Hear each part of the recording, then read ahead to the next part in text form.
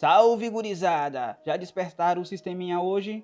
Gurizada, a obra que trago para vocês hoje é muito insana, com prota muito maligno. A obra é sobre cultivação, onde o mago imperador rei demônio, considerado o mais forte, é traído e morto, e então encarna no corpo de um guri fracassado. Ele tem como missão se fortalecer e se vingar de todos os malditos que o traiu. Esse é meu primeiro vídeo, decidi fazer com a minha voz para perder logo a timidez e para não ficar algo reutilizado usando voz de IA. Caso goste do vídeo, deixe o like e se inscreva. É isso aí, então bora pro Dali! A arte imperial do continente transmitia uma lenda do catálogo de 9 receitas de cava, escrito pelo antigo mago imperador que registra todos os estudos de sua vida. O antigo rei demônio é o mais forte neste continente. Todo o seu conhecimento foi passado para um livro que foi dividido em todo o mundo, Livro dos 9 Segredos. Ao praticar este livro, você pode alcançar o mundo do céu e da terra.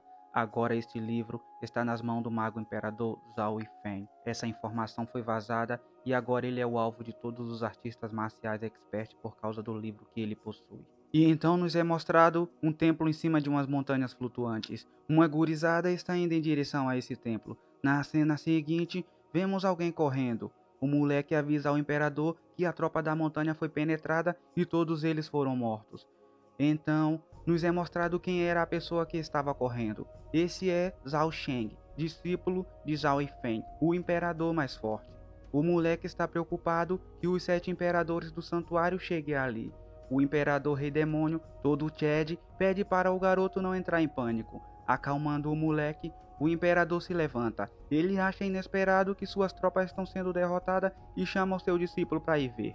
Chegando do lado de fora, ele encontra uns trouxas gritando. Um dos trouxas grita ordenando que ele entregue o livro. Zhao Yifeng, com um sorriso na cara, chama eles de insetos e pergunta como eles têm coragem de desafiá-lo. Uns figurantes se borrando de medo soltam um grito. Tenha cuidado, ele está vindo! Porém, já era tarde. Zhao Yifeng, o imperador, já tinha passado esmerilhando todo mundo. Depois de meia hora massacrando figurantes, uma voz ecoa por todo o local. Mago imperador Zhao Yifeng, nunca deixarei você ir. Com cara de deboche, Zhao Yifeng ri. Ele pensa que finalmente aqueles velhos com cara de Moisés, comedores de mingau, decidiram aparecer. Entra em cena as mentes por trás da invasão. Esses são os 5 imperadores que desejam o livro dos 9 segredos que está em posse do mago imperador Zhao Yifeng. De repente, um dos velhos grita para Zhao Yifeng entregar o livro e assim ele poupará sua vida.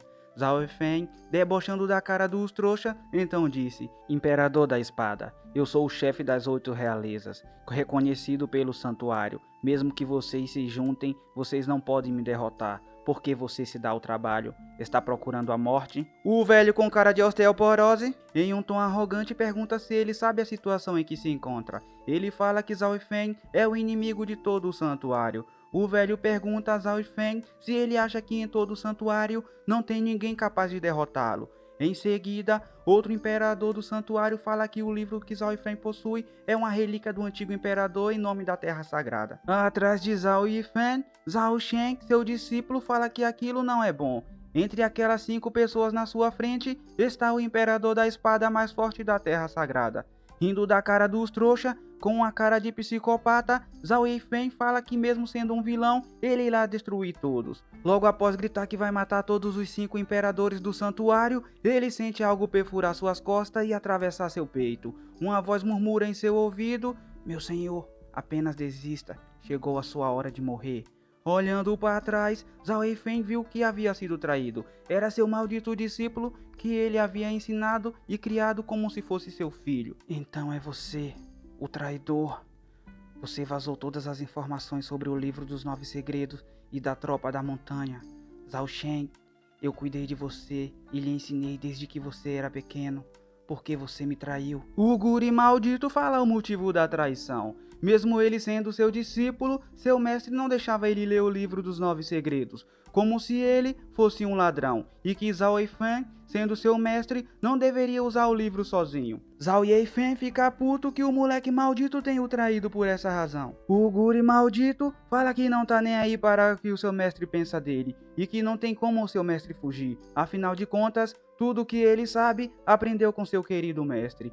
Vendo que seu fim está próximo, Zhao Yifeng, coringando, grita que vai levar o livro junto. Vendo que Zhao Yifeng pretendia se autodestruir e destruir o livro junto, os velhos com cara de osteoporose entram em pânico. Os 5 imperadores sagrados acham aquilo uma desgraça. O maldito quer se autodestruir e levar o livro junto. Reunindo todo o seu poder, logo um imenso clarão toma conta de tudo, deixando todos com cara de trouxas. Na cena seguinte, uma alma está caindo do céu. Em seguida nos é mostrado uma gurizada fazendo cosplay de Gojo. Pela quantidade de ketchup derramado, parece que todos estão mortos. É então que aquela alma que estava caindo entra no corpo de um dos otakus ali caído. De repente, o moleque acorda sem entender nada. Esse é o meu corpo agora? Eu não esperava renascer no corpo deste garoto. É aí que entendemos que aquela alma que entrou no corpo do garoto é a alma do imperador Zhao Yifeng. O maldito mal acorda e já percebe que está sendo vigiado. Do nada, aparece uma porrada de lobos com cara de quem não come há mais de 2 semanas. Vendo o guri com cara de trouxa, os lobos partem pra cima. Mas o nosso guri é Chad e já lança um olhar sinistro fazendo os lobos trancar o butico. Lobo esses que não perde tempo e já sai vazado. Uma olhada do prota e toda a floresta ao redor saiu com o rabo entre as pernas. Todo no swag, nosso guri olha em volta e vê um baiano encostado na árvore. Em sua mente, ele pensa que aquele cara deve ser alguém que o dono do seu antigo corpo conhece. Ele acha uma boa, já que aquele baiano está na 2ª camada do poder e então pode ser usado. Colocando a mão na cara do trouxa, o baiano acorda assustado. Em choque, ele pergunta o que o moleque está fazendo. Vendo a cara de psicopata do guri, ele grita o que o moleque não é seu amigo Zulfan e pergunta quem diabos é ele. Olhando para a cara do trouxa, ele diz que o baiano está certo. Ele não é Zhao Fan, ele é o mago imperador Zhao Yifeng. Técnica dos 9 segredos. Drain Touch. Depois de drenar toda a essência vital e o poder do baiano, ele se senta em posição de meditação. Em sua mente, ele pensa: no registro do livro dos 9 segredos, Drain Touch é a técnica mais alta dos demônios. Roubar a alma e a força do outro para ficar mais forte. Mas você precisa trabalhar duro para processá-la, para que não tenha nenhuma rejeição da alma. Portanto, você deve primeiro evocar o poder antes que possa ser totalmente absorvido. Nosso guri deve ser carioca. Não só roubou a alma e o poder do cara, como também roubou suas roupas. Percebendo que já é de manhã, ele fica surpreso que tenha demorado uma noite para absorver todo o poder. Um brilho surge na mão do menor e com um movimento ele lança um raio que destrói uma pedra. A explosão faz subir uma fumaça e o corpo do guri continua cheio de raios, enquanto ele deixa escapar um sorriso sombrio. Em uma pose B10, ele pensa: Imperador da Espada Zhou Sheng, apenas espere, logo eu estarei com vocês. Saindo da floresta, ele nota que seu novo corpo foi restaurado do 0 para a 5ª camada, e que pelo visto vai demorar um bom tempo até que ele possa retornar para a Terra Santa e se vingar dos malditos. Enquanto ele estava saindo da floresta, ele nota que tinha umas pessoas escondido em cima de uma árvore e ele observa. Parece que uma luta está para começar. Lá embaixo, um trouxa que ainda não sabemos o nome grita: Família Sun, vocês são traidores, vocês nos enganaram. Esse que acaba de gritar se chama Lao Peng, guarda principal da família Lu. O que parece ser o chefe dos bandidos, em um tom de superioridade fala para Lao Peng, para não se meter nos seus assuntos atuais, já que no passado eles eram colegas e ambos serviam a família Lu. Essa pessoa é Sun Gaijia, chefe dos bandidos e servente da família Lu. E então, a futura namorada dos inscritos grita o nome do chefe dos bandidos. Ela fala que Hui Langzang é a arte marcial espiritual da sua família há muitas gerações. Fazendo cara de raiva, ela fala pro maldito que mesmo que todos morram, ela não vai entregar a arte espiritual da sua família. Do lado da cremosa, um moleque com cheiro de mijo fazendo cara de bravo. Ele fala pra sua irmã não pará-lo, que ele mesmo vai matar os traidores. De cima da árvore, nosso guri reconhece aquelas pessoas lá embaixo. Ele então nota que a família Lu está com problema. Aparentemente, eles estão enfrentando uns bandidos. Bandidos? Família Lu? Este sentimento? Ele se pergunta qual a relação esse corpo atual dele tem com a família Lu. Nosso guri não quer saber de nada e acha melhor sair daquele local. O menor já vai dando num pé quando sente uma dor esmagadora em seu coração. O quê? O que aconteceu? Com muita dor, ele cai no chão igual um pedaço de lixo. Isso machuca. O que aconteceu? Este é o efeito do meu treinamento? Com cara de quem vai botar as tripas para fora, ele se pergunta se sua magia não é adequada e se seu atual corpo não é adequado para a cultivação. Com raiva do seu atual corpo, ele se pergunta se esse corpo é um lixo. Nosso guri se acalma e, em posição de meditação, ele analisa seu corpo. Ele acha estranho porque tudo parece normal. Seu coração está normal. Sua fundação meridiana está normal. Respiração normal. Tudo está normal. Ele se pergunta que desgraça está acontecendo com seu corpo. É então que ele percebe. O quê? O que é isso? Com certeza. Nosso guri se levanta e sai a toda velocidade. E então ele volta para o local onde a família Lu estava enfrentando os bandidos. Vendo a senhorita do clã Lu novamente, a dor em seu peito desaparece. Essa dor no seu peito só aparece quando ele tenta se afastar da senhorita Lu. Com isso, ele descobre o problema. Isto é, magia do coração.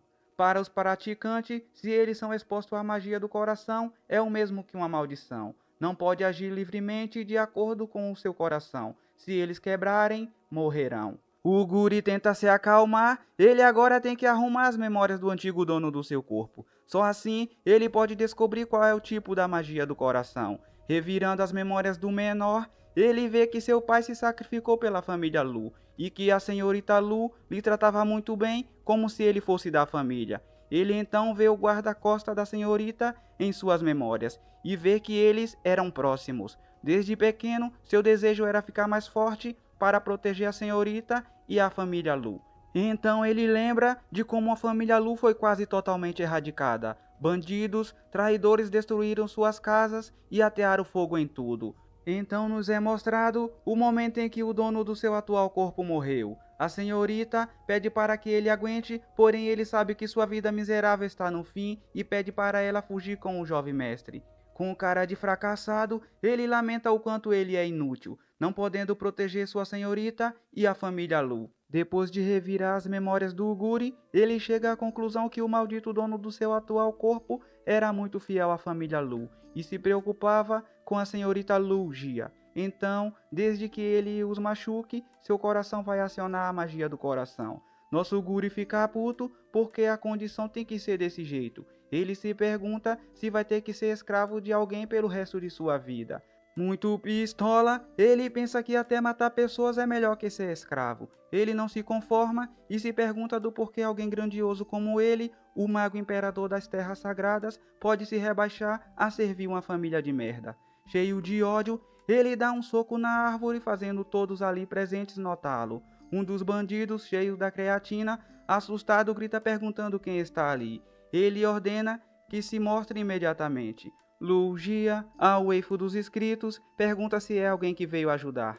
Lao Peng acha impossível que alguém possa ter chegado ali tão rápido. Em seguida, vemos alguém surgindo entre as árvores. Você está ligado que esse é o nosso prota. Enquanto caminha em direção à sua senhorita, ele pergunta por que não entregar logo essa arte marcial espiritual e salvar suas vidas. Ele fala que não quer perdê-la, além de que, se ela morrer, vai ser uma grande perda para a família Lu. Seguindo o raciocínio do prota, ele está totalmente certo. Só sobrou essa senhorita aí e o seu irmão catarrento. Se os dois morrerem, a família vai ser extinta. Com cara de gostosa... Não, pera. Com cara de surpresa, Lu Jia grita o nome do antigo dono do corpo do prota, que a partir de agora será o seu nome. Gritando por Zulfan, ela fica surpresa que ele ainda esteja vivo. Nosso Guri, que além de ladrão é mentiroso, fala que só pode ser um grande milagre o motivo dele estar vivo. Mas a gente tá ligado que ele não é ele, né? Ele agora é o Imperador Rei Demônio. Enquanto ele se aproxima, ele analisa os bandidos, identificando que o mais forte entre os bandidos está na sexta camada.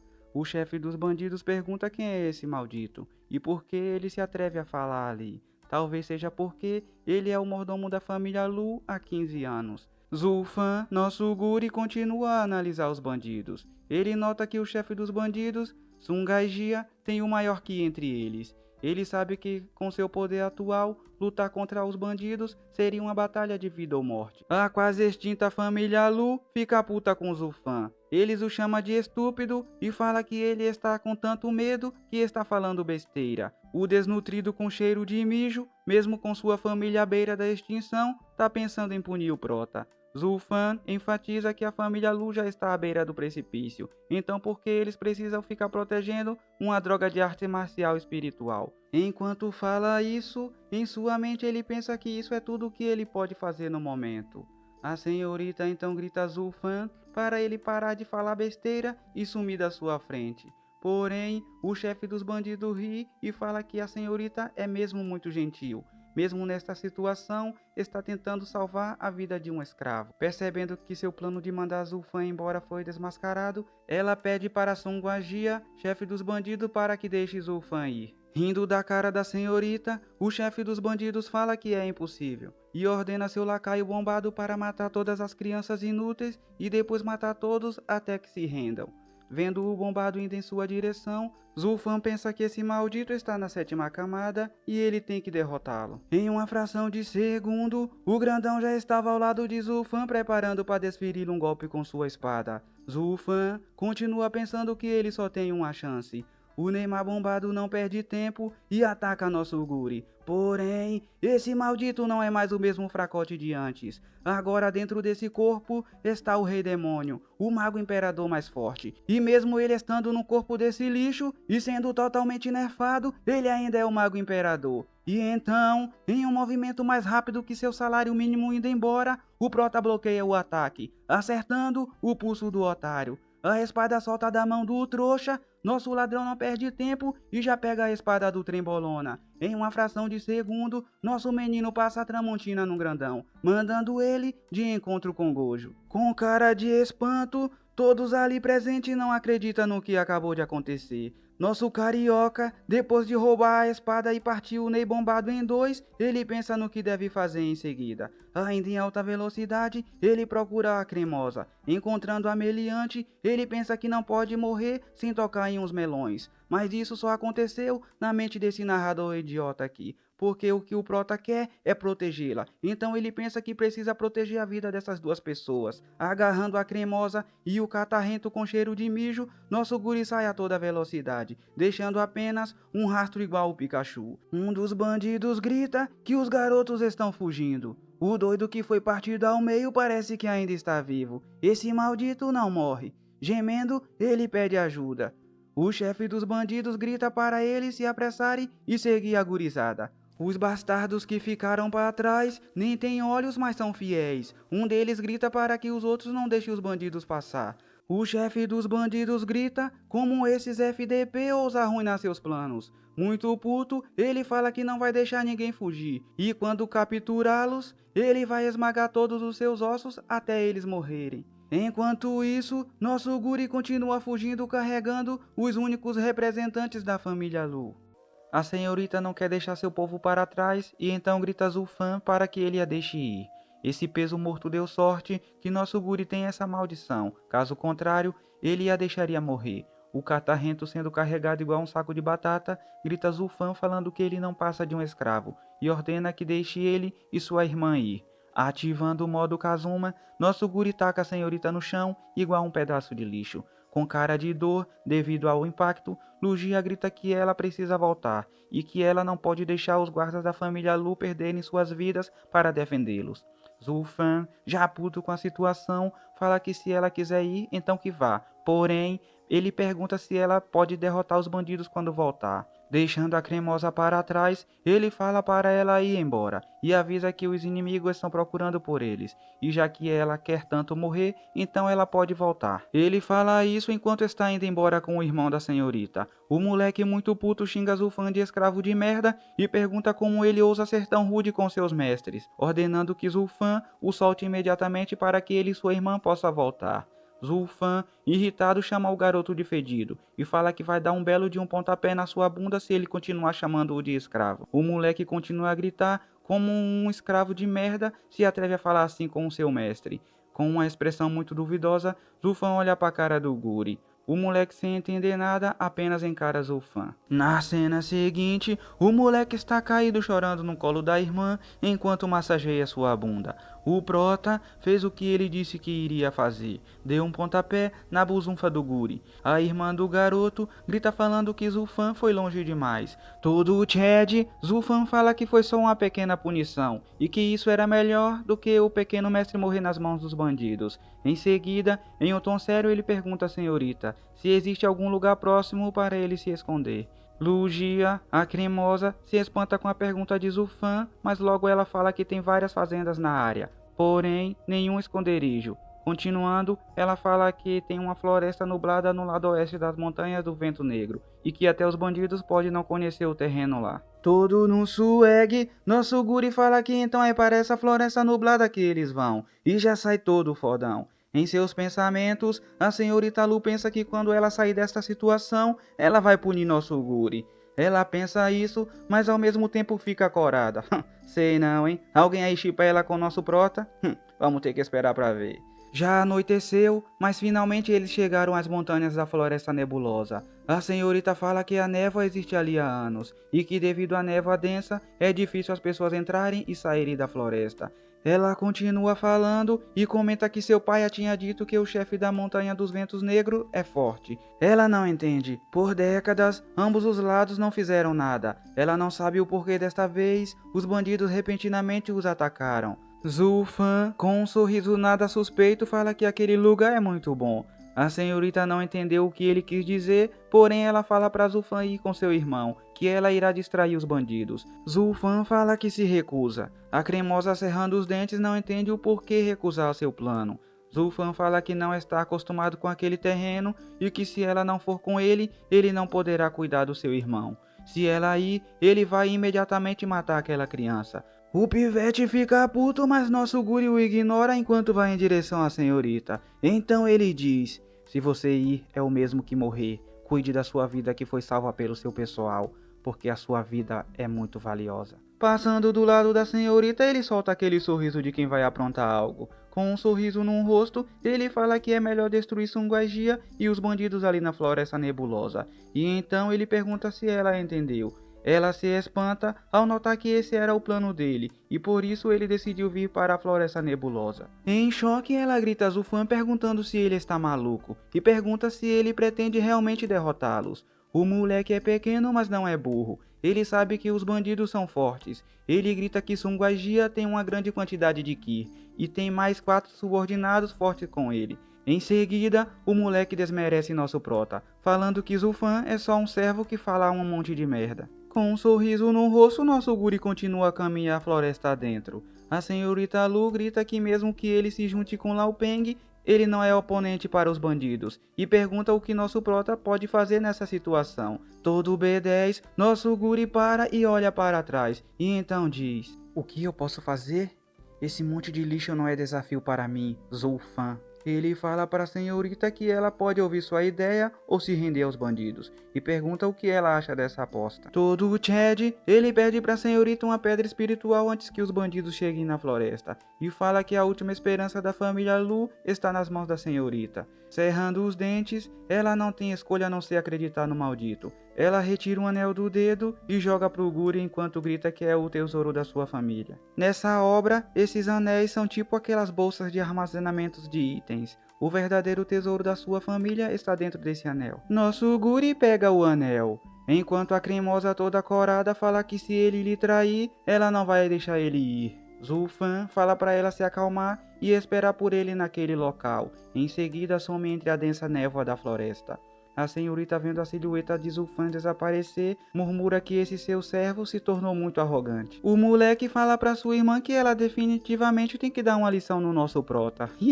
Se ela continuar corando desse jeito, eu sei qual é a lição que ela vai dar. Lugia passa a mão na cabeça do seu irmão Yunhai, enquanto fala que, apesar desse escravo não os respeitar, ele os ajudou. E ressalta que isso é melhor que aqueles que são silenciosos e arrogantes, e que na verdade eles devem ficar agradecidos.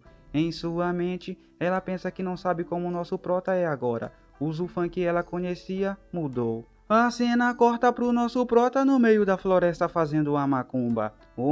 Gai fez de tal, gai fez de tal. Zoeira. Mas ele realmente está fazendo um tipo de feitiço. Dong King Long, Shimbaru, Souti Suzaku, Norte Shanhu, Kirin Konga Central. O céu está reto, o céu está vazio. Nosso guri está criando uma matriz natural. Se você já leu alguma obra de cultivação, você vai saber o que são as matrizes. Para os que não sabem o que são, matriz é um tipo de armadilha, podendo ser do tipo barreira, para impedir o inimigo de entrar ou impedir que saiam, ou até uma matriz de ataque. No decorrer da obra você vai entender. Então, vamos para o manhwa. Nosso guri fala que é uma pena que as pessoas não sabem como fazer esse tipo de matriz, e que ele vai transformar aquele local em uma segunda montanha Tian.